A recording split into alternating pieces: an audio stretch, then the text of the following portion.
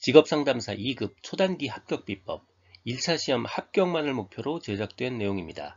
CBT 보건문제 출제 내용을 추가로 반영해서 업데이트했습니다. 관련 자료나 링크는 동영상 아래에 정보창과 고정 댓글에 넣어두겠습니다. 도움이 되셨다면 좋아요, 구독 부탁합니다. 실존주의 상담 혹은 실존 치료까지 포함한 실존주의 상담의 특징이요. 실존주의에서 가장 중요한 단어 하나를 꼽으라면 바로 자각입니다. 자각이요. 그러니까 인간에게는 자기 자각 능력이 있다고 가정을 하는 거죠. 자유와 책임의 양면성에 대한 자각을 중시합니다. 자각이란 말 그대로 스스로 깨닫는 거잖아요. 스스로 하는 거예요. 그러니까 실존주의 상담의 궁극적 목적이 어떤 치료가 될 수 없습니다. 스스로 하는 거니까 그저 상담의 목적은 이 사람이 잘 할 수 있게 도와주는 겁니다. 스스로 할 수 있는 그런 치료, 이거 오답이고요. 도와주는 게 실존주의 상담의 가장 중요한 목적이에요. 마찬가지 이유로 스스로 하는 거니까 결정론적 입장을 취할 수 없죠. 자, 목적이 치료다, 결정론적 입장을 취한다. 이 둘 다 오답에 해당합니다. 인간은 자각해서 스스로의 삶을 책임진다고 보고 있습니다. 자유와 책임을 강조하고 있고요. 개인이 자기 인식 능력을 강조하고 있습니다. 실존에 대한 자각에서 출발해서요. 자유와 책임 그리고 삶이 불안하다는 당연성을 다른 사람과의 관계까지도 확장시킵니다. 개인이 겪는 불안은 그저 당연한 하나의 삶의 조건이라고 보고 있습니다. 실존주의 상담은 대면적 관계 중시하고요. 그러나 단점이 있어요. 왜냐하면 바로 스스로 하는 거기 때문에 바로 정형화된 상담 모형 있을 수가 없고요. 상담자 훈련 프로그램이 정형화되어 있지 않아요. 이게 바로 실존주의 상담의 한계점, 단점입니다. 실존주의 상담자의 역할에서 가장 중요한 단어는 바로 도와주는 사람입니다. 직접 해주는 거 없어요. 다 뭔가 도와주는 겁니다. 조력한다, 도와주는 거죠. 도와주는 거고요. 돕는 것을 목표로 하는 겁니다. 상담 목표가 치료가 될 수 없고요. 내담자로 하여금 자신의 상태에 대해서 인식한다, 바로 자각하는 거죠. 자각하게 하고요.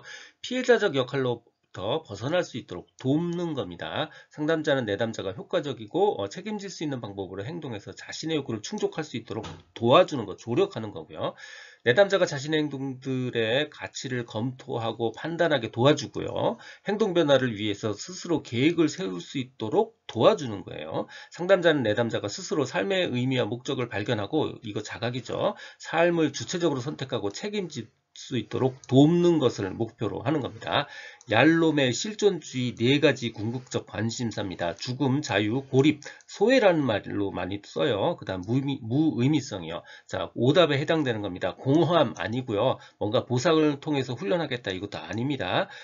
무의식의 자각이다. 이 자각이란 단어 때문에 헷갈리는데, 여기서 포인트는 자각이 아니고 무의식입니다. 무의식은요, 정신분석 상담에서 다루는 용어예요. 실존주의 상담이 아니에요. 실존주의 상담에서 가정하는 인간의 궁극적 관심사가 무의식의 자각이다. 오답에 해당합니다. 듣고 계신 강의는 직업상담사 2급 초단기 합격 비법의 핵심 이론 파트입니다. 교재에는 2002년부터 지금까지 20여 년간의 모든 문제를 분석해서 2200여 개의 필요한 모든 문제를 주제별로 모았습니다. 이론서와 문제집을 한 권으로 완성한 문제 기반 학습지입니다. 이 한 권만으로도 완벽한 수험 준비가 될 수 있도록 했습니다. 동영상 아래 댓글에 구매 링크를 넣어드렸습니다. 인간은 존재, 비인과 자아, 셀프와 자아상, 셀프 이미지의 통합체라고 보는 겁니다. 성격은 자아와 자아상과 존재의 3가지로 구성되어 있다고 보는 거고요. 그래서 인간은 신체, 정서, 사고, 감각 등등등 모든 부분이 서로 관련을 맺고 있어서 전체로서 완성이 되는 경향이 있다고 보는 겁니다. 즉 존재와 자아와 자아상, 비인과 셀프와 셀프 이미지로 구성이 된 게슈탈트 인간은 지금 여기라는 상황을 만나서 자각을 하게 되면요, 스스로 완성하려는, 통합을 추구하려는 경향이 있다라고 보는 게 바로 게슈탈트 인간입니다. 게슈탈트 이론은 지금 여기의 상황과 감정을 강조합니다. 그러니까 인간의 행동은 행동이 일어난 상황과 관련해서 의미 있게 이해가 된다. 이게 바로 첫 번째 기본 가정이에요.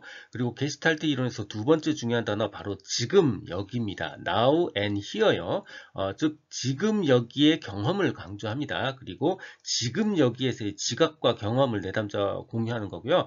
현재의 사고, 감정, 행동의 정체성과 통합을 추구하는 것을 목표로 보는 상담 접근법이에요. 그러니까 과거 아닙니다. 과거 아니에요. 자, 오답이요. 인간은 과거와 현재에 의해서, 환경에 의해서 결정되는 존재다. 이거 오답입니다. 자, 두 번째 반드시 구별해야 되는 거예요.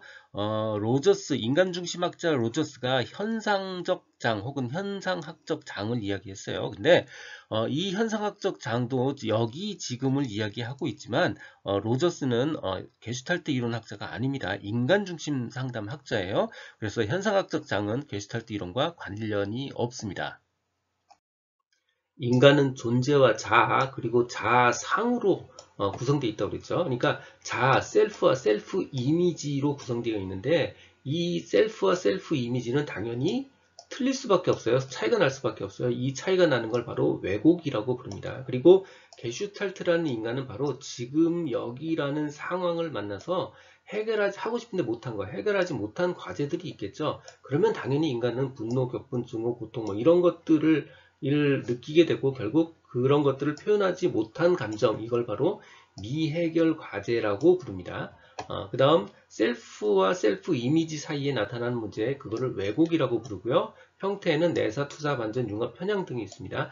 그 중에서 우리가 꼭 알아야 되는 건 내사입니다. 내사, 내부 주사예요. 인트로젝션, 즉 예를 들어서 부모나 혹은 사회로부터 어렸을 때 그 생각을 강제로 주입받는 거예요. 주사로 받듯이 주입받는 거고요.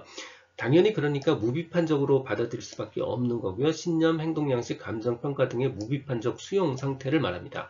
당연히 이건 어렸을 때니까 발달 초기의 문제고요. 그러다 보니까 정신분석적 상담과 유사한 부분이 있을 수밖에 없습니다.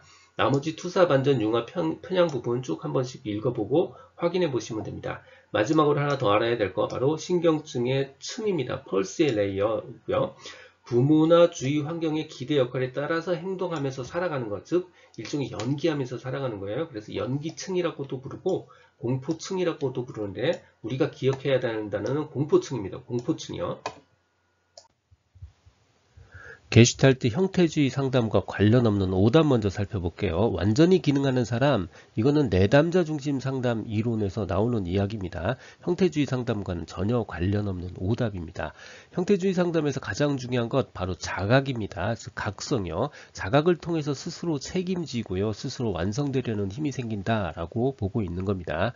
그러니까 각성을 가장 중요하게 생각하죠. 지금 여기서 어떤 경험을 하느냐, 그것과 각성을 중요하게 생각합니다.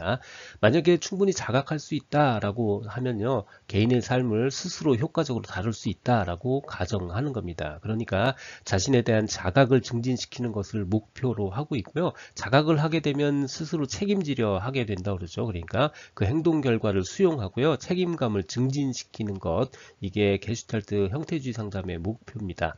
상담의 목표는 개인의 책임을 수용하는 겁니다. 그리고 개인의 책임을 행동 결과를 수용할 수 있도록 도와주는 겁니다.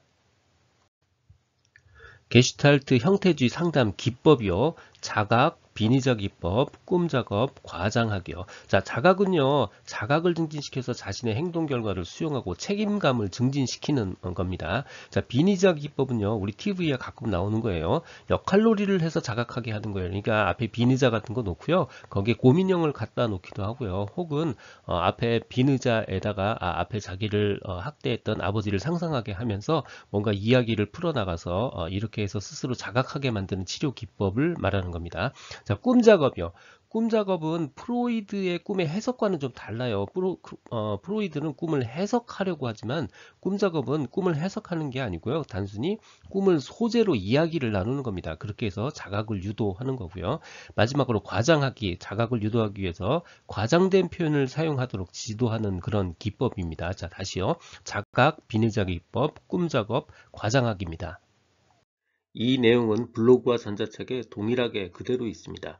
도움이 되셨다면 좋아요, 구독 부탁드립니다. 지금까지 라디캠지기 꾸벅이 박종규였습니다. 감사합니다.